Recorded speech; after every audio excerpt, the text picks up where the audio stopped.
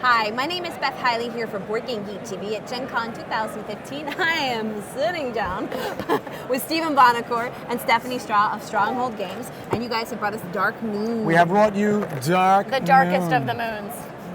It doesn't get any darker. Somebody said, wow, dark box, but it really captures what this game is about. Yeah, because this game is about a lot of paranoia. It's so. about- Yeah, it's creepy. It is creepy creepy for sure. And the history on this game is really interesting. I call it out directly on the box I there. love that, by the way. The game formerly known as Yeah. BSG The artist Express. formerly known as the game formerly known as BSG Express.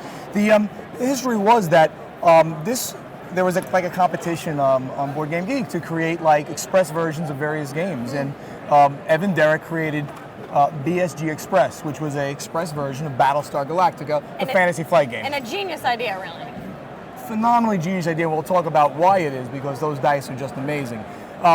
It's a 1 hour game versus the 3-4 hour Possibly effort. more. Three if Yeah. you're lucky, four Yeah, typically, yeah. it's which I love. It's one of my favorite games. I love Hidden Trader, but that game goes on, and it's hard to get enough people to sit down there. It's 8 o'clock at night. We're going to start that one. It's going to go on until midnight. We can't do that.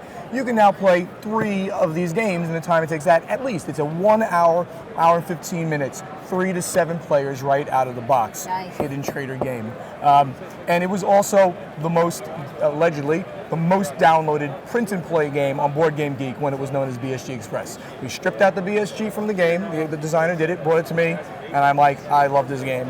It is going to become my favorite game in my lineup, and we'll talk about how it goes. Oh, do you want to leave it here? Or Yeah, we'll okay. get it. Stephanie, take us through some of the mechanics of the game.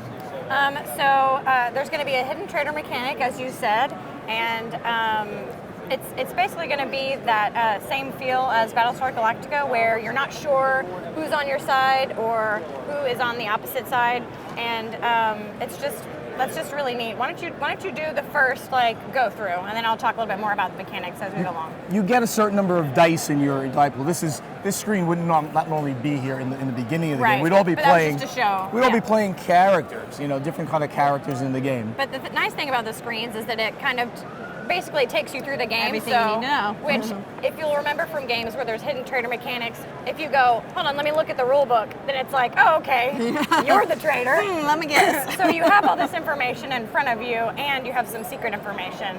And there's going to be some strong dice, some weak dice, and some commander dice that Steven's got here. The commander dice is a special one. It's stronger than even the strong die. So the commander of the ship is always going to get this extra die in part of his die pool. Say if you're the commander, you're going to be able on your turn to go on and do various things. You can do a repair from one of the parts of the station, like the shield control or And the life anyone support. can do that. Anybody can do it. Yep. You can call for a vote to quarantine somebody, like brig them. Try to get them out because you think that they're the infected player. Yep. You can lone wolf it, and then you're rolling 3 dice. Yep. To do a challenge all on your own. Yep. Issue an order, which kind of gives another player extra actions. But what's the coolest part of this game is that every one of these dice, each die, has 4 negative numbers on it. I don't know if you can see this. There's 4 negative numbers on every side on each die, and 2 positives. They're just larger or smaller depending on the strength of the die. The red ones are the weak, the strong die are the black, and the commander die is the blue. When you take dice and you bring them into your die pool to roll them, you roll them behind your screen without not doing that. All right, so now, I let's know say what I have. You know what you have, and you're going to now have to put dice into at least 1 die into the pool to do a challenge, one of the missions that we're on, one of the tasks that we're doing. Let's say you're an infected. Okay, you can pick that one. It needs. How does that work? That's the final event. Oh, that's the final event. But anyway, let's say we needed a certain number to do a challenge. We needed to get to a total of 12 points. Rebooting the shield. All right, here, we'll put that one out so we can just kind of see what our challenge is. So draw 1 shield token if zero's on the board, and then I can test the shield 3 times. Yeah. You're gonna be making some rolls and trying to get to certain levels, certain numbers to do these tasks. Now, let's say you were one of the infected players, and everyone knows how many infected players are in the game as it scales, but you don't know who it is, and the infected don't know who each other are. And let's just say that was your roll, and what you rolled here, and this was you did roll 3 dice. You rolled. There were 2 negatives. 2 negatives and 1 positive. And you're infected.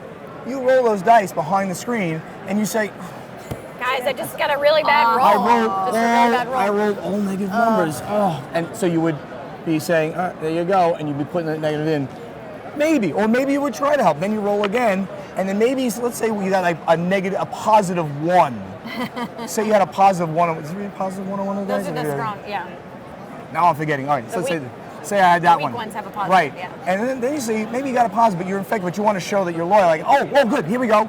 But you actually hurt the pot overall by, we're putting in a -2 in there. So, But I could play it up saying, oh, I did the best I could. Exactly, But it's neat because you have the randomness of the dice, so you're not just like pulling the cards and getting to choose which one. You are at the mercy of what you roll, but then you make the most of what you roll based on if you're an infected player or if you're on the side of the good. And when you're an infected player, you'll see that you have less spots for your dice, Yeah, so you're not as powerful. Noticing one of my things I can do on my turn is reveal You can myself. reveal, As a, da-da-da. "Yeah, I'm infected. and you become infected. Yeah. Each character has got a special power that they can do, a special type of thing. The android guy, for instance, he doesn't fatigue. Fatigue's a bad Yeah, thing. this guy repairs, right? Yeah, Repairs he's a things shield better. tech, yeah, so. There's a mechanic. So each guy's got a little bit of special thing as well. And of course, then as an infected player, you then, when you do reveal, you have a special power Right. that you can take Now, as what well. are the human, or I should say the non-infected players, what are they hoping to accomplish to be able to win? Survive. Yeah. Okay, Hey, don't that's the other game. die. Hey. They have to make it through to the final event, and there's a bunch of different final There's events. going to that be happen. stuff happening to you outside of the just infected make it players to the trying end. to sabotage you, and yeah, so it's kind of that heavy slog through. Like it's tough anyway, but whenever you throw in people trying to sabotage you, it makes it even tougher. So I'm guessing the infected players will win if the non-infected players don't make it until the end. They've got to destroy one of the systems. Yeah. Okay. In And then- Battlestar Galactica, there was the food, the fuel, the population, Yeah. The morale, right? yeah. You have to. That one of those goes to 0, you lose. Here, if you destroy one of the systems where everybody is fatigued, I believe is also Yes. right. Uh-huh. Everyone's fatigued. They can't take it. The infected win, roars for the bad guys and and stuff you have like a that. fatigued side for your character card. You would flip it to show that you're then fatigued. So. More cubes in the game to keep track of the various things. I think all you of just these wanted to make tokens. it a little bit of a Euro. You just wanted to add some cubes. Yeah, somehow. just That's because- Cubes and dice Yeah. on a board. There you go. So that's it. It's a really great hidden trader. If you like hidden trader, this is it's got to be one of the ultimate hidden trader games because it is going to be so hard to find those traders because of that brilliance of that dice mechanic, which is all negative weighted. So even the good guys are going to be.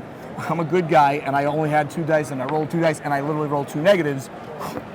Guys, Nothing I'm you not. can do. I'm really. And then the cursing and the pointing the fingers and the whole thing starts, and the Little bit- tension is so high. It'll be fun. A lot of people might not realize that they do actually already know this game. So to see it now in a beautifully produced version And it might scales nicely too because there's these separate task cards. So this is for 3, 5, and 7 players. This is for 4 and 6 players. So you're actually using entirely different task cards. So it kind of helps scale the game a little bit rather than just having the same game for a 3-player or the same game for Yeah. 6-player. be. So. Why don't you hand me that box top over there so we can just show it one more time before we sign off on that. So that was Dark Moon, which is being published by Stronghold Games. Formerly known as Formerly BFG known as. Express. Yeah.